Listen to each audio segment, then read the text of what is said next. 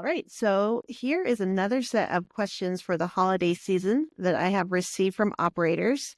So a lot of it has to do with memory and difficulty recalling moments, even like what they had for breakfast. There's also questions about what's like being physically there, but not necessarily mentally there.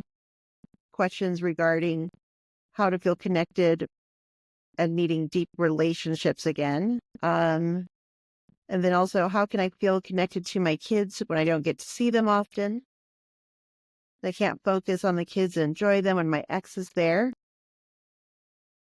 Another one, I keep thinking about how the kids are already almost teenagers and it's hard to let go and enjoy the moment. So, on today's episode, we are diving into these answers with an approach that will keep you present, calm, and create happy memories that will, in the moment, create connection, but also continue the feeling of deep connection in the future when you recount these memories to others.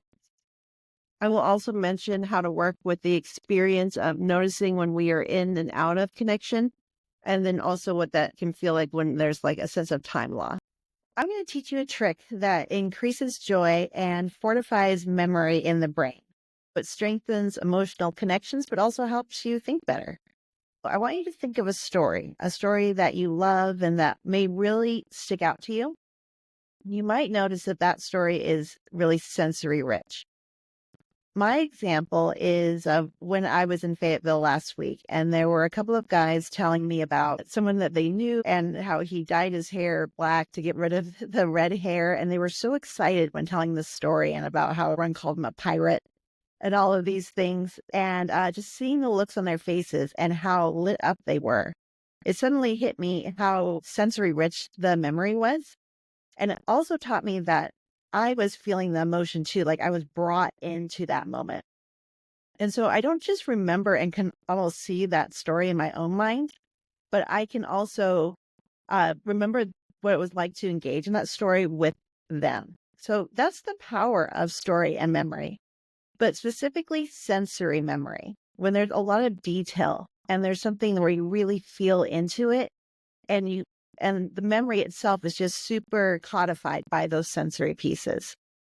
So I'm going to teach you this trick. And it's a sensory meditation, but specifically modified for operators for their needs, background, and then brain health as well. You also don't need to go in the corner and meditate and be like weird for a couple minutes. So this is the why behind the approach. It increases brain health and memory. It creates the memories you want to keep. So you have full agency. It's a deposit in your emotional well-being bank account, but also think of it as a future deposit in the well-being bank account of others. So there's increased connection.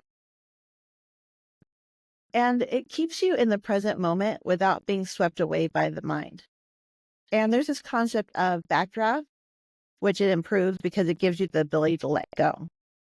So the how is brain health. We'll come back to that. And then the memory, also the need to pay attention, can also be affected by repeated blasts, brain injury, post-traumatic stress, depression, but this is all workable and improvable. The research shows that this exercise and savoring increases capacity for happiness in people who experience fewer daily events that are positive. So even if you are in flux or a strained situation, you can still feel happy. The sense of isolation and loneliness is one of the biggest needs of operators. And there also may be a feeling of less connection when used to being in super deep relationships on a team. And there can be family situations or a feeling of loss of purpose. So no matter the relationship, savoring positively influences connections through that increased positive emotions, even when it's a long distance relationship.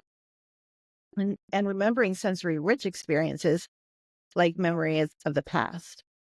Now, focus. Well, anyone with a history in special operations has a skill set to adapt quickly and also the ability to be extremely focused and zoned in.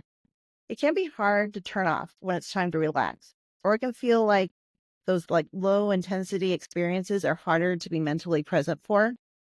So Zoned in focus increases stress hormones. So we want more of an open focus because that's going to increase oxytocin, which is that hormone that of love and connection. And then stress can also be a habit due to that muscle memory of handling busy situations from a history of living in that high allostatic overload. But then backdraft. So the part of the brain that engages in sensory and savoring can slip into rumination.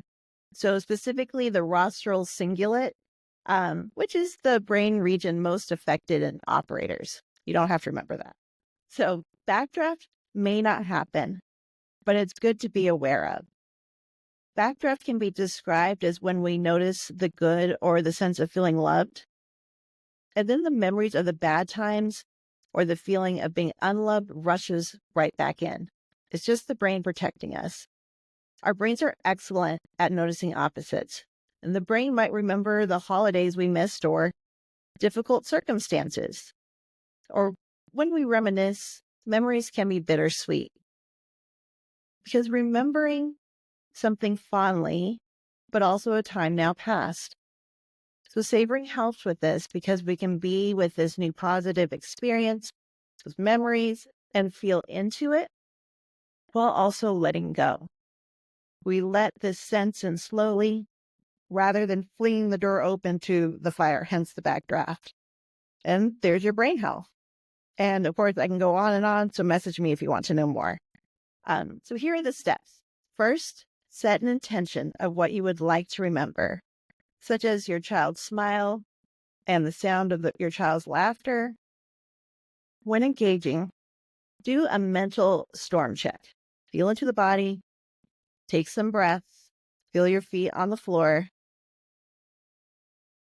And in that moment, choose 1 to 2 sensory experiences, such as sight. So noticing the variations of light on the child's face, the high and low tones of laughter. And you want to immerse yourself in the experience, savoring it to the fullest. So turn the mind to sensations again and again when you notice it has wandered. Final step is letting the experience go.